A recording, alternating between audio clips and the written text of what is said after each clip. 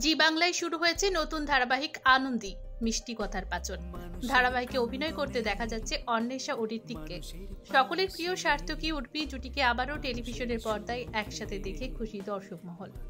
ধারাবাহিকটি প্রথম পর্ব থেকেই দর্শকদের মনে বেশ ভালো জায়গা করে নিয়েছে।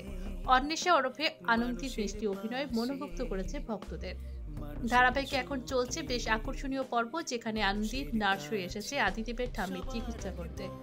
আদিদেবের বাড়িতে এসে প্রথম দিনেই সকলের পছন্দের হয়ে উঠেছে আনন্দী।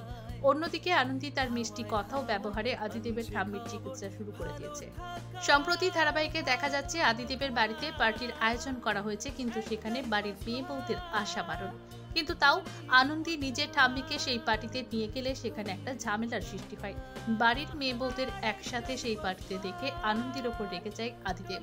আদিদেব রেগে আনন্দীকে অনেক কথা শোনায়। অন্যদিকে আনন্দীকে দেখে নন্দিনী আদিদেবকে আরো উস্কায়। আনন্দী কি পারবে নিজের যুক্তি দিয়ে আদিদেবকে সামলাতে, নাকি নন্দিনীর জিত হবে শেষে? জানতে দেখুন আনন্দী মিষ্টি কথার পাচন প্রতিদিন সন্ধ্যে 6:30টায় শুধুমাত্র জি বাংলার পর্দায়।